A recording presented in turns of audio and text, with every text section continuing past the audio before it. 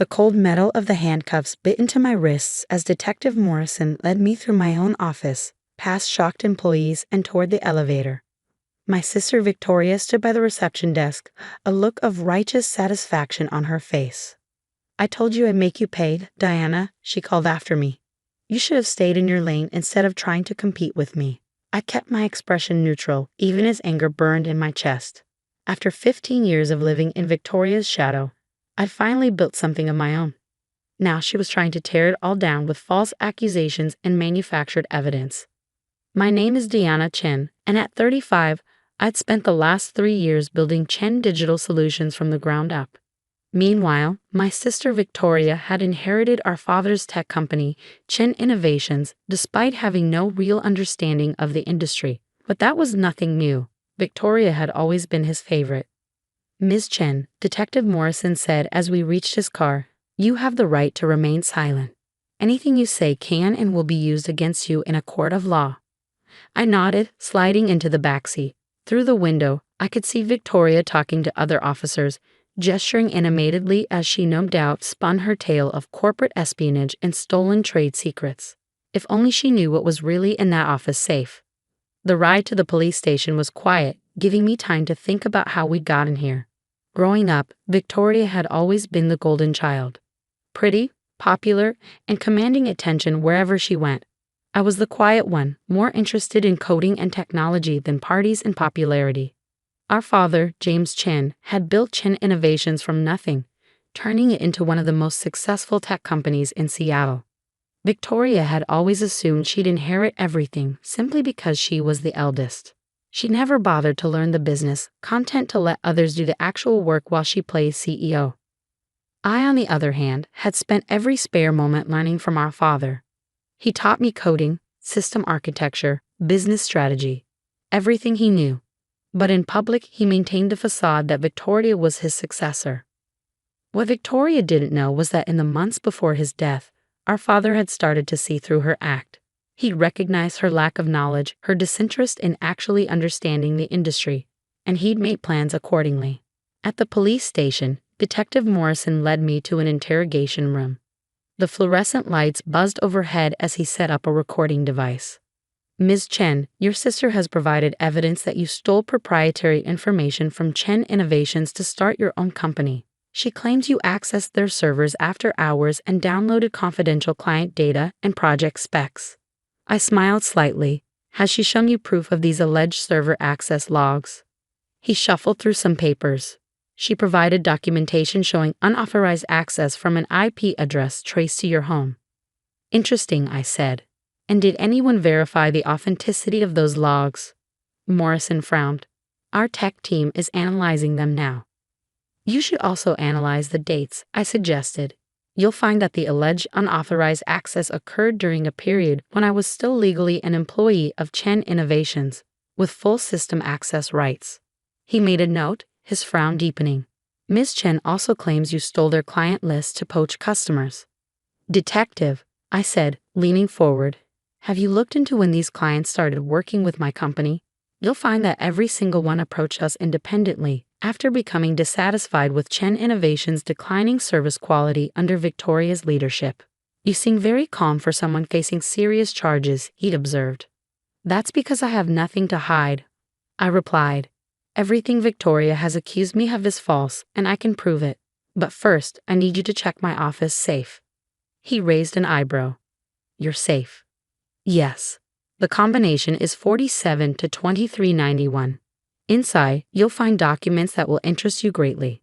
Morrison studied me for a moment before nodding to another officer. "Johnson, get a team to Ms. Chen's office. Check the safe." As they left, I settled back in my chair. Victoria thought she had won, that she finally put me in my place. She had no idea that our father had left me more than just business lessons. The next few hours passed slowly. I answered questions, provided alibis, and waited patiently for the officers to return from my office. Finally, Detective Morrison walked back in, holding a thick manila envelope. "Ms. Chen," he said, his tone markedly different, "would you like to explain what these documents are?" I smiled. "Those, detective, are the real reason Victoria is trying to have me arrested." The first set proves that every client who left Chen Innovations did so because of documented service failures under Victoria's management. The second set shows that our father had concerns about Victoria's ability to run the company. And this, he held up a sealed envelope with my father's handwriting on it. That, I said quietly, is a letter our father wrote 3 days before he died. He knew Victoria wasn't ready to run Chen Innovations. He also knew she would never accept that reality. Morrison opened the envelope carefully, reading through the contents. His eyebrows rose progressively higher. According to this, your father left controlling interest in Chen Innovations to you, not Victoria. I nodded. She forged documents after his death to make it appear that she inherited everything.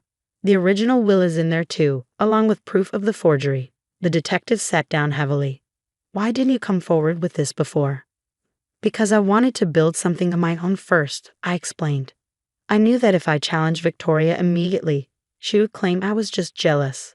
So I started Chen Digital Solutions, proved I could succeed without our father's company. The truth about the inheritance was my insurance policy. And now I said, Victoria has forced my hand. She thought she could destroy me by having me arrested. Instead, she's given me the perfect opportunity to reveal everything. Morrison gathered the documents carefully. We'll need to investigate these claims thoroughly. In the meantime, you're free to go. We'll be in touch. As I walked out of the police station, my phone buzzed with messages from my employees, clients, and lawyers. But the one that caught my eye was from my old assistant at Chen Innovations. Victoria's having a meltdown. Someone told her about the safe. I smiled, climbing into a taxi. The game wasn't over yet, but for the first time since our father died, I held all the cards. Victoria had always underestimated me, dismissed me as the quiet, boring sister who didn't deserve attention. She was about to learn just how wrong she'd been. The morning after my release, I walked into Chen Digital Solutions to find my employees gathered in the lobby, applauding. Their loyalty meant everything. They'd stood by me even when Victoria tried to paint me as a criminal. Back to work, everyone, I said with a smile. We have clients counting on us. My office was exactly as I'd left it, though the safe stood open, its contents now in police possession. My assistant Alex appeared in the doorway, tablet in hand. The press is calling nonstop, he said, and Victoria's lawyer tried to serve us with a cease and desist order. I sat down at my desk, powering up my computer. On what grounds? They're still claiming intellectual property theft. But there's something else. Chen Innovations stock dropped 15% this morning. Rumors about the inheritance dispute are spreading. Perfect. Victoria's attempt to destroy me was backfiring spectacularly, and I was just getting started. My phone buzzed. Detective Morrison. Ms. Chen, we verified the documents from your safe. The will forgery is clear, and we have enough evidence to pursue criminal charges against your sister. Thank you, Detective, I replied, but let's hold off on that for now. I have a different approach in mind. After hanging up, I opened my email to find a message from Chen Innovations' board of directors requesting an urgent meeting. Another from their largest client expressing concerns about the company's stability. And finally, one from Victoria herself. Whatever you think you're doing, stop it now. You have no idea what you're messing with. I was composing my response when my office door burst open. Victoria stormed in, her designer heels clicking against the floor, face flushed with anger. You vindictive little snake, she hissed. Do you have any idea what you've done? I leaned back in my chair, studying her. The perfectly polished facade was cracking, her hands shook slightly, and her expensive blazer was buttoned wrong. I could ask you the same thing, I replied calmly. Having me arrested? Really, Victoria? You stole from me, she shouted. Everything Dad built was supposed to be mine. Was it? Or is that just what you convince yourself? I stood up, meeting her gaze. Dad left you the company because you manipulated the will, not because you deserved it. She laughed bitterly. Deserved it? I was his firstborn. His heir. You were just the weird little tech geek he felt sorry for. Is that what you think? I opened my drawer and pulled out a USB drive. Want to know what Dad really thought? Victoria's eyes fixed on the drive. What is that? Security footage from Dad's office the day before he died, when he threatened to expose his affair with his secretary if he didn't change the will in your favor. The color drained from her face. You're lying. Am I? Should we watch it together? See how you told him you'd destroy his reputation unless he signed everything over to you. She took a step back, her confidence crumbling. How did you? I was there, I said quietly, in the server room next door, doing maintenance. I heard everything, and I made sure to save the footage. Victoria sank into a chair, her legs seemingly unable to hold her. What do you want? Initially? Nothing. I was content building my own company, letting you play CEO until you inevitably ran things into the ground. But then you tried to have me arrested. I had to, she burst out. You were becoming too successful. Clients were leaving us for you. The board was asking questions about my leadership. I walked around the desk, perching on its edge, and now they're going to ask even more questions. About the will, about your qualifications, about everything. You'll destroy the company, she whispered. No, Victoria, you've been destroying it for years. I'm going to save it. Just then, Alex appeared in the doorway. Ms. Chen, the board of directors is here. Victoria's head snapped up. What? They're not supposed to be here until tomorrow. They're not here for you, I said, standing. They're here for me. The next hour was exactly what our father would have called a corporate bloodbath. The board members sat stone-faced as I presented evidence of Victoria's forgery, mismanagement, and declining client satisfaction rates. When I played a small clip from the security footage, Victoria slumped in her chair, defeated. Ms. Chen, the board chairman said, addressing me, not Victoria, given these revelations and the original terms of your father's will, we believe immediate leadership changes are necessary. Victoria shot to her feet. You can't do this. I built. You built nothing. I cut her off. You inherited a successful company and drove it into the ground. The only thing you ever built was lies. The chairman cleared his throat. Ms. Victoria Chen, the board is requesting your immediate resignation. Security will escort you to clear out your office. As Victoria was led away, mascara streaming down her face, I felt no satisfaction. This wasn't about revenge, it was about protecting our father's legacy. Deanna, the chairman said, we'd like to discuss your return to Chen Innovations as CEO. I shook my head. Thank you, but no. I've built something of my own at Chen Digital Solutions. I won't abandon that. Then perhaps we should discuss a merger, he suggested. Both companies would benefit, and it would honor your father's original vision. Later that evening, as I sat in my office reviewing merger proposals, I found an old photo in my desk. It showed me and Victoria as children, sitting on our father's lap while he worked. We were both smiling then, before ambition and jealousy tore us apart. My phone buzzed with a text from Victoria. I'm sorry. For everything. Can we talk? I stared at the message for a long moment. Part of me wanted to ignore it, to let her live with the consequences of her actions. But another part remembered that little girl in the photo. Tomorrow, I replied, bring coffee. Victoria arrived at my office early the next morning, carrying 2 cups of coffee, not from an expensive cafe, but from the small diner where we used to eat breakfast with Dad. It was a small gesture, but it spoke volumes. I brought your favorite, she said quietly, setting the cup on my desk. Triple shot vanilla latte, extra hot. I gestured to the chair across from me. You remembered. I remember a lot of things, she said, sitting down. Like how Dad used to let you play with his computer while I was at dance practice. How excited you'd get when you solved a coding problem.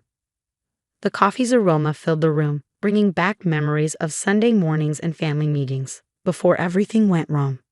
Why did you do it, Victoria? I asked. Not just the will, all of it. The accusations, the arrest. She stared into her cup for a long moment. I was scared, she finally admitted. Terrified, actually. Everyone expected me to be this brilliant successor to Dad's legacy. But I didn't understand half of what the company did. You were the one who got the technical side, who really knew the business. You could have asked for help, and admit I wasn't good enough. She laughed bitterly. Do you know what it's like being the eldest, always having to be perfect? When Dad started mentoring you more, teaching you things he'd never bothered to teach me, I felt replaced. I thought about all the years of competition between us, the rivalry that had poisoned our relationship. So you tried to force him to choose you. The affair was real, she said softly. I found out by accident, but using it against him, that was the worst thing I've ever done. He died thinking I was a monster. Tears slid down her cheeks, and for the first time in years, I saw my sister instead of my rival. He loved you, Victoria, despite everything. Did he? She wiped her eyes. The last thing he said to me was that he was disappointed. Not angry, just disappointed. That was worse. I pulled out the USB drive that had caused her downfall. Want to know something? There's no security footage on this. It's empty. I just needed you to think I had proof.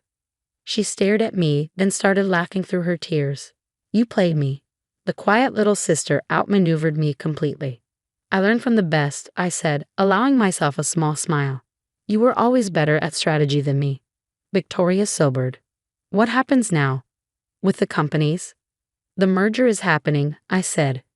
Chen Innovations and Chen Digital Solutions will become Chen Technologies. But I'm not running it alone. She frowned. What do you mean? The board suggested a co-CEO structure. You handle the business strategy and client relations, the things you're actually good at. I handle the technical side and operations. You trust me, after everything? I took a sip of my coffee, considering. Trust needs to be earned. But family? That's different. Dad built this company believing in the power of family. Maybe it's time we honored that. I don't deserve a second chance, she said quietly. Probably not, I agreed. But you're getting one anyway. Don't waste it. The next few months were challenging. Merging two companies was complex enough without adding family dynamics to the mix. But slowly, we found our rhythm. Victoria's talent for networking and client relationships complemented my technical expertise. Together, we were stronger than either of us had been alone. 1 year after the merger, we stood together at the opening of our new headquarters.